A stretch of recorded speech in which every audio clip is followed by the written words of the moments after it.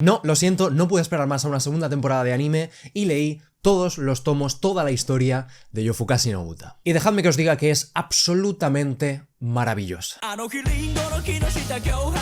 Pues sí, no he podido más, he caído a la llamada de la noche y he leído todos los tomos de Yofukasi no Uta después del estreno de la primera temporada en 2022, si no recuerdo mal. Y no os voy a mentir, no es que no tenga fe en una segunda temporada, sino de hecho lo habría puesto en el último vídeo que hice acerca de animes que no terminarán nunca. Pero si no tengo fe en algo es en que vaya a salir de la manera tan espectacular que salió la primera temporada por parte de Liden Films. Porque entre tú y yo, Liden Films es un estudio de animación en el que no confío demasiado. Es el anime, por ejemplo, encargado de la adaptación de Tokyo Revengers y bueno, pues tiene cosas a mejorar, aparte de otros muchos otros animes que tampoco pues me han llamado precisamente la atención en cuanto a animación, en cuanto a producción, no han sido precisamente los mejores. Pero de repente llega Yofukasi no Uta en 2022 y crea un anime, una adaptación absolutamente espectacular, tanto en animación como en banda sonora, como en fondos, como en colores, sobre todo en dirección es una auténtica barbaridad y recuerda mucho a Monogatari, cosa que como comprenderéis absolutamente me flipó, y es que se juntó un staff maravilloso, un staff magnífico, los galácticos básicamente del Real Madrid en aquella época, se juntó como staff a trabajar en Liden Films para Yofukasi no Uta. Uno de ellos, el director Itamura, una absoluta leyenda del estudio SAF que ha animado y ha dirigido muchas de las partes de Monogatari junto a Kiyuki Shimbo y ha trabajado en Madoka, en F, etc. Entonces, sin saber cómo todas las piezas del puzzle encajaron y nos dieron una primera temporada magnífica por parte del estudio Liden Films, que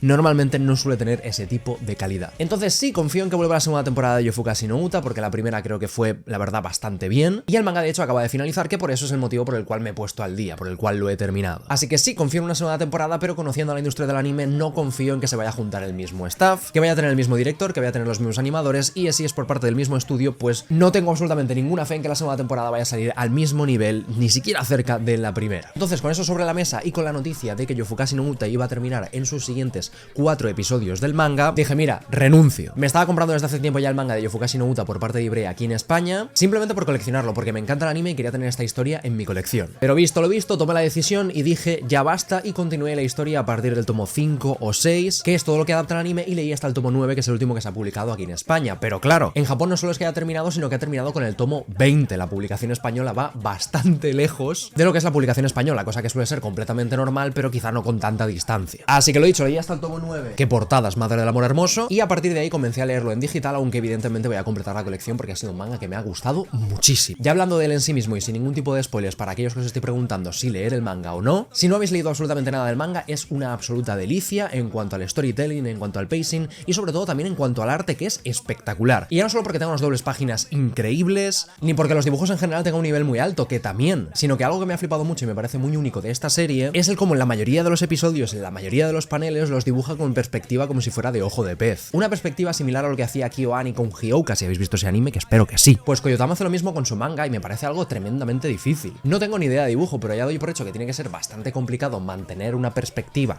en sí misma, sino para además jugar con esos ángulos tan raros. Y en cuanto a la historia, si os gustó la primera temporada de Yofukasi no Uta, he de deciros que simplemente habéis visto el inicio, la semilla, no habéis visto absolutamente nada de lo que la historia desarrolla en sí misma y lo que puede llegar a calar en ti mismo. Lo que empezó como un chaval de 14 años que se encuentra con un vampiro del cual se tiene que enamorar para convertirse en su siervo, se convierte en una historia absolutamente espectacular acerca de qué es el amor, qué significa enamorarse, qué lazos creas con los demás, y al fin y al cabo una historia que planta los sentimientos más sinceros a flor de piel a través de una historia que se cimenta en lo sobrenatural. El manga de Yofukasi no Uta, porque sí confío en una segunda temporada, pero no confío que esté al tremendísimo nivel de la primera, y todavía te queda el maravilloso grosso de la historia por descubrir. Vale, y ahora llegados hasta este punto, llega el momento del vídeo en el que evidentemente voy a hablar con spoilers, porque tengo que hablar de todo lo que he leído, tengo que hablar de toda la historia, de todo lo que supone Yofukasi no Uta, tengo que hablar de su final, del cual también tengo algunos peros. No estoy decepcionado, no ha sido un final al nivel de Tokyo Revengers, por ejemplo, ni muchísimo menos, que lo hemos mencionado antes, pero sí que es un final con el que tengo mis cosas y que tengo que comentarlo con todo detalle, con spoilers, porque son muy importantes. Así que nada, si no has leído Yofukasi no Uta hasta el final, es el momento en el que dejes el vídeo, vayas a leerlo a la de ya y luego vuelvas al mismo y ya comentemos un poco nuestras impresiones. Así que nada, arranca los spoilers en 3, 2, 1... que empiece la noche. Vale, lo primero de todo he de decir que no tengo un guión, voy a ir comentando las cosas de forma cronológica conforme me vaya acordando de la serie desde el fin de la emisión de la primera temporada, pero seguramente haya muchos detalles que se me escapan escapen de la historia o que quizá no los cuente de la forma más precisa posible. Pero bueno, simplemente me apetecía sentarme aquí del chill y hablar y vomitar todos los sentimientos y todo lo que me ha evocado este manga y sobre todo el final para compartirlo con vosotros como si estuviéramos hablando en la esquina del barrio o en un parque sentados en un banco. Lo dicho, voy a intentar ir de forma cronológica. Termina el anime y el manga arranca un arco en el cual descubrimos un poquito acerca del pasado de Nazuna Nanakusa. Evidentemente nuestra protagonista, la cual está en peligro por parte de la detective, ya que hemos descubierto la manera en la que esta acaba con los vampiros, que básicamente es tener algún objeto de la vida pasada como humanos de estos y básicamente utilizarlo para que implosionen y desaparezcan de la faz de la tierra. Así pues, Kou y Nazuna van al hospital donde descubren un poquito todo el pasado, ya no acerca de ella, sino acerca de su madre, la cual era absolutamente clavada a la misma y la cual planta muchos elementos importantes para la trama, ya no solo por el pasado, ya no solo por el personaje en sí mismo, sino porque descubrimos el origen de nuestra protagonista, de Nazuna, la cual no recuerda su pasado como humana, no porque fue hace miles de años como supongo que todos esperábamos, sino porque tiene apenas 30 y muchos o 40 y ya nació como una vampira en sí misma, no tiene pasado como humana, cosa que es un detalle fundamental que creo que podría haber jugado un rol muy importante en el final de la serie, pero que al final no lo ha hecho, pero bueno,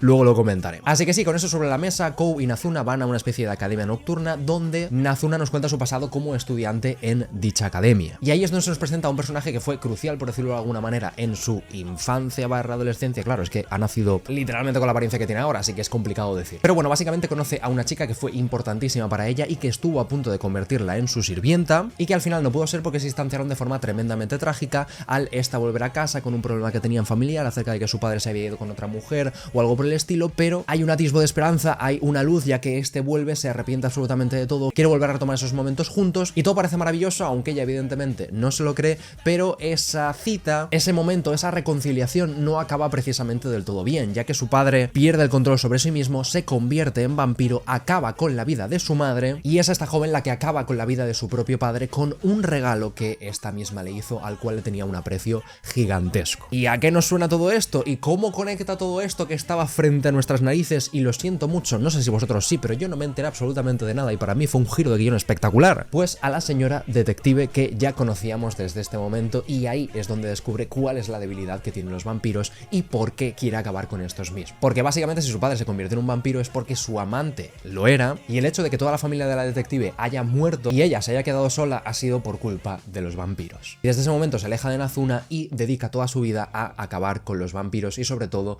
a acabar con la vampiresa que convirtió a su padre en vampiro, que no es otra que Hoshimi Kiku. Una vampira que será absolutamente crucial en esta historia, el punto de inflexión de toda la misma y que nos da uno de los mejores arcos que vamos a comentar ahora, o el mejor arco de toda la serie, con diferencia por la relación que tiene con Mahiru, el mejor amigo de Kou. Antes de eso, no me adelanto, y es que la serie se centra en esta detective, en cómo intenta acabar con la vida de todas las vampiras que conocemos hasta el momento, y de esa manera llega la noche de Halloween. La verdad, un arco bastante guay. No fue el Halloween de Shibuya, precisamente, pero no estuvo absolutamente nada mal con todo el mundo disfrazado, con esa temática, con el hecho de la detective poniéndose esa máscara y disparándole en la cara directamente en mitad de todo el mundo a todas las vampiras que nosotros conocemos, aún sabiendo que esto no iba a acabar con sus vidas, y sobre todo el hecho de que a Kou lo disfracen de vampiro me parece absolutamente magistral y que creo que le da un punto increíble a todo el tema de la estética, ¿no?, que supone este arco. Y no solo por la estética, no solo por lo guay del momento, la temática de Halloween, este arco me ha fascinado, me ha gustado mucho, aunque no está a la altura del de Hokkaido, por ejemplo, sino que la resolución del mismo me parece absolutamente magnífica, el cómo Kou se da cuenta de que la detective no llega a ningún lado haciendo esto, que lo único que quiere hacer es llamar la atención y acabar con su vida, acabar con ese sufrimiento, con esos últimos 10 años de un bucle, de esa caída al pozo, de ese ciclo de odio completamente ininterrumpido, con un último intento de que se conozca la existencia de los vampiros y que con esto termine su existencia. Me parecía muy guay porque el plan de la detective, dentro de lo que cabe, tenía sentido. El hecho de hacer que los vampiros acabaran con ella y dejara todas las muestras, todo el rastro perfecto para que la policía descubriera la existencia de los vampiros y, a pos de proteger a la humanidad, a pos de proteger a los civiles, le daran un toque de queda para que nadie saliera de sus casas por la noche y que los vampiros acabaran eventualmente con el tiempo muriendo de hambre. Pues bueno, tiene sus flecos, ¿no? Los vampiros igual pues pueden abrir una puerta y pueden entrar en casa de alguien, pero, o no, ahora que lo pienso, el manga tiene alguna de esas reglas como las películas de terror que solo pueden entrar si los invitas o algo por el estilo, o eso no entraba en Yofukashi no Uta, porque eso estaba en... parecía la película de Drácula, si no recuerdo mal. Bueno, en fin, eso no es lo importante, ese era el plan maravilloso de la detective, pero lo dicho, Kou, al ser tremendo gigachat, no está dispuesto a que la detective pues acabe con su vida para que esto suceda y interfiere en la batalla entre Nazuna y esta señora detective y le da directamente en el corazoncito, le da directamente en sus sentimientos, cosa que no evita que al fin y al cabo, por un pequeño malentendido o por un pequeño forcejeo, Kou se lleve tremendo tiro en todo el pecho y esto sea lo que despierte revierte la vampirización parcial. Pero que, al igual que lo de Nazuna, creo que es uno de los puntos cruciales para una cosita que comentaremos más adelante acerca del final. Y ahora sí que sí, llegados a este momento, llegamos al arco de Hokkaido, el arco,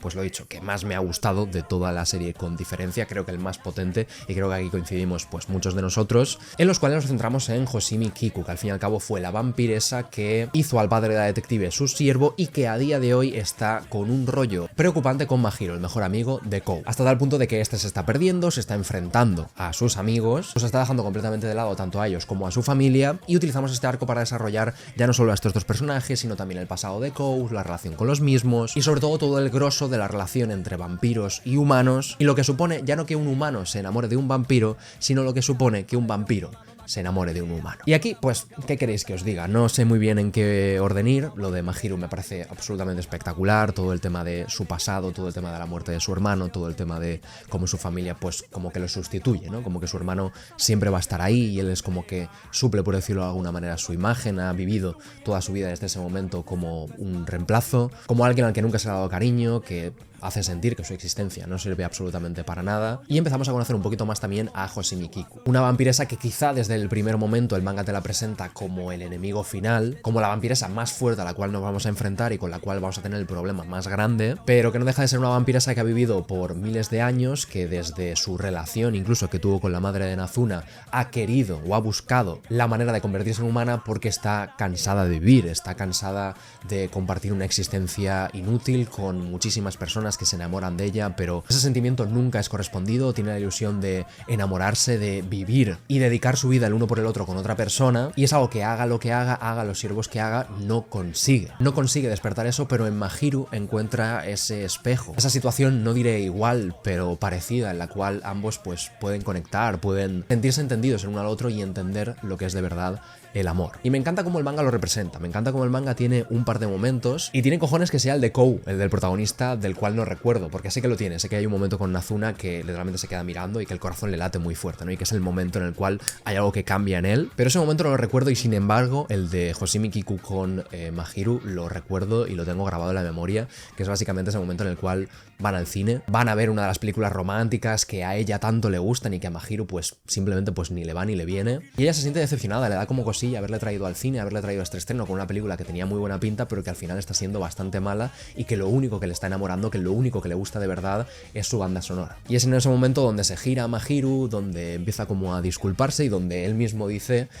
pues bueno, que sí, que no es una película que le esté gustando mucho, pero que la banda sonora está pareciendo una maravilla, y es ese momento de conexión, es ese momento donde estamos frente a una adversidad, por decirlo de alguna manera, estamos frente a un problema, pero encuentran algo, encuentran un punto de conexión, piensan de igual forma, se sienten de igual forma, y es en ese momento donde Hoshimi Kiku sabe que está enamorado. Y despierta un elemento importantísimo para la trama, ya no solo por lo que significa, sino por lo que va a significar en el arco final y para nuestros dos protagonistas, que es el qué sucede cuando una vampira se enamora de un humano. Porque no es un hecho sin precedentes, es algo que ya ha pasado, incluso con la madre de Nazuna, con su padre que resultó ser humano y su madre, por lo que sea, acabó muriendo, pero no es algo que sea para nada normal y no conocen de primera mano las consecuencias de lo que puede pasar. Está la leyenda y está el dicho que si una vampira se enamora de un humano y le chupa la sangre, pues esta acabará muriendo, se acabarán sumando todos esos años que ha vivido como vampira y se convertirá en polvo. Pero no es algo que esté claro al 100%. Y ahí es cuando, bueno, el arco de Hokkaido pues alcanza su clímax, cuando tienen esa última despedida, esa última conversación, Mahiro, Kou y Akira, que también está por ahí, que me parece absolutamente magnífica, y cuando los dos, cuando tanto Mahiro como Hoshimi Kiku, después de, por cierto, un encontronazo entre ellos donde parece que va a haber una batalla final definitiva y evidentemente intercambian algunos golpes, pero llega el momento estelar, un momento precedido por esa detective delante de Hoshimi Kiku y donde parece que ambas van a estallar y van a colisionar, pues Hoshimi Kiku simplemente se cae de rodillas y pregunta qué está sintiendo, qué es el amor, con el corazón completamente hastiado de todos estos sentimientos que no entiende, ¿no? Y lo dicho, eso sirve de precedente para pues el momento final, ¿no? En el momento en el que Mahiro y Kiku simplemente están enamorados en vida y hasta la muerte, y donde ambos bajo ese amanecer simplemente se funden ante la mirada de Kou con esa espada de madera, la cual quería regalar a Mahiro por el viaje escolar que nunca tuvieron, que deja simplemente en lo que será su tumba, confirmando un poco el qué sucede, ¿no? Cuando un vampiro se enamora de un humano y viceversa. Absolutamente espectacular, lo dicho, creo que aquí la serie pues toma un pick que es incapaz de replicar en ningún momento, ni siquiera protagonizado por Kou y por Nazuna, que básicamente son los protagonistas de la serie. Pero vaya, creo que este arco lo tiene absolutamente todo, donde encajan todas las piezas, y algo que me gusta mucho de Yofukasi no Uta y que se lo tengo que dar en general a la serie, es que todo lo que hemos comentado cronológicamente y todo lo que se ve evidentemente en la primera temporada, que ni siquiera he llegado a comentar, son piezas, son hechos, son personajes, son elementos respecto a cómo funciona la vampirización, son elementos respecto a cómo viven los vampiros, cómo han vivido hasta ahora, qué afectan a qué cosas, con esos elementos, por ejemplo, valiosos de sus vidas humanas. Todos los arcos, todos los personajes que básicamente aparecen en Yofukasi no Uta sirven para contarte algo. Acaban siendo elementos cruciales de la trama que luego, pues, simplemente conectan y sirven para crear un camino increíblemente sólido hasta el final de la misma. Ahora bien, hay una calle sin salida en el final de Yofukasi no Uta. Hay un precipicio en el cual se cae todo lo que estábamos construyendo hasta este momento, pues... No, pero aún así como fan no estoy terriblemente contento con el final de Yofukasi no Uta. Me explico, básicamente el último arco, ya lo que queda de la serie, que realmente es más bien poco, es un tomito o dos como mucho, se centra evidentemente en nuestros protagonistas y con todo lo que conocemos hasta ahora, pues tiene mucho más peso, ya que Nazuna es la que se enamora también directamente y clarísimamente, sin ningún tipo de dudas, de Kou. Y con lo que acabamos de ver de Hoshimi y Mahiru, esto es peligroso, porque significa que si siguen quedando y Nazuna acaba chupando la sangre de Kou, seguramente sea un peligro para ambos. Quizá no sabemos hasta qué punto, pero sabemos que es peligroso y que evidentemente es algo a evitar. Así que Nazuna empieza a pillar distancia y tenemos un poquito ese arco, ¿no? Pues de un tira y daca, ¿no? De Kou sabiendo que algo que no está bien, a su misma vez está retomando el tema de ir a clase y vivir como un humano, entonces tiene que debatirse entre, bueno, ¿qué soy? ¿Soy un humano o soy un monstruo? ¿Me quiero convertir en vampiro de verdad y renunciar a todo esto? ¿O quiero renunciar a mi vida con Nazuna ya que no estoy seguro siquiera de si estoy enamorado, ¿no? Se planta sobre todo la pregunta más principal de este arco y es ¿cómo puedo saber que estoy enamorado? ¿Cómo puedo saber que ha llegado este momento pero que no puedo llegar a comprobar? Porque Nazuna no puede chupar su sangre, ella sabe al 100% que está enamorada y que esto supondría un peligro y es algo que necesitamos hacer para saber si Kou se va a convertir en su siervo y por lo tanto se ha enamorado de ella. Así que nada, tenemos ese último arco que en general ha estado increíble, los últimos capítulos de ellos dos viviendo sus últimos momentos, por decirlo de alguna manera, cuando ya se sabe por qué Nazuna lo está evitando y quieren pasar pues sus últimos momentos juntos y luego separarse hasta que pase ese primer año, ¿no? En el cual es un peligro y después de eso ya no podrá convertirse en su siervo. Y vamos a sus últimos capítulos en los cuales van a la playa y están frente a la hoguera y luego se despiden en el metro. Me parecen absolutamente espectaculares, o sea, en una nube, una auténtica maravilla. Entonces, ¿dónde está mi problema con el final? Pues básicamente en su último capítulo, en sus dos últimos capítulos, ya que ambos se separan, ¿no? Para no correr ese riesgo, cosa que lo comprendo a la perfección. Que no se la quieran jugar aunque haya elementos que jueguen en su favor. Y justamente por eso, el final y el último capítulo es lo que tiene más lógica, es lo más razonable que pudiera llegar a pasar en cuanto a historia. Después de todo lo que han vivido, es un riesgo espectacular el hecho de que Nazuna, pues, chupe su sangre. Puede llegar a acabar con su vida, puede llegar a acabar con la vida de Kou, pueden morir ambos. Y aunque habría quedado increíblemente romántico e increíblemente bonito que ambos dijeran, mira, da igual, no quiero vivir si es sin ti, y Nazuna hubiera mordido a Kou con este encantado y hubiera sido en plan, bueno, convirtámonos en cenizas, pero da igual, habría sido maravilloso, habría sido lo que los fans, lo que los lectores habríamos querido con todo nuestro corazón, pero no habría sido lo más lógico para la serie. Como actúan es lo que tiene más sentido. Luego el que Kou se convierta en aprendiz de la detective, mantenga el tema de la vampirización y se acerque a ella, aun a pesar del riesgo, porque ha adquirido las herramientas suficientes para evitar estas situaciones y para poder controlarlas y para poder estar cerca de ella, todo eso muy bien. Pero los elementos que os he estado comentando a lo largo del vídeo y que son muy importantes.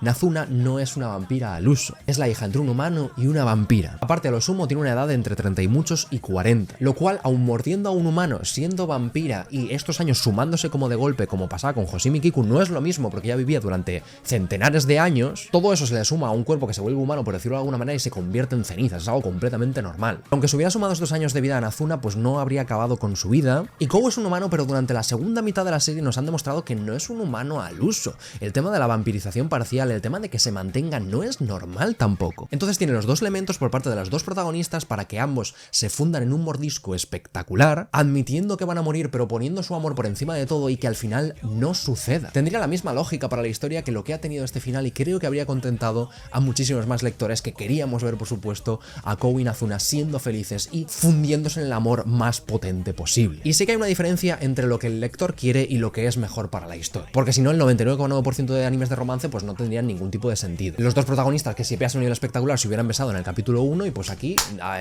Pero Yofukashi no Uta durante toda su serie ha plantado ciertos elementos y ha plantado ciertas reglas y ha plantado ciertas diferencias en los protagonistas para que esto llegara a tener sentido y para que nos contentara y para que estuviéramos increíblemente felices, increíblemente en una nube con el final de Yofukashi no Uta. Aún así, repito y quiero subrayar, no ha sido horrible, ha sido un final a la altura, un final que tiene sentido, un final que es razonable y que no me mancha de ninguna de las maneras el disfrute que he tenido espectacular con toda la serie. Pero esa espinita, esa pequeña espinita de lo que podría haber sido, creo que va a estar en mi corazón siempre.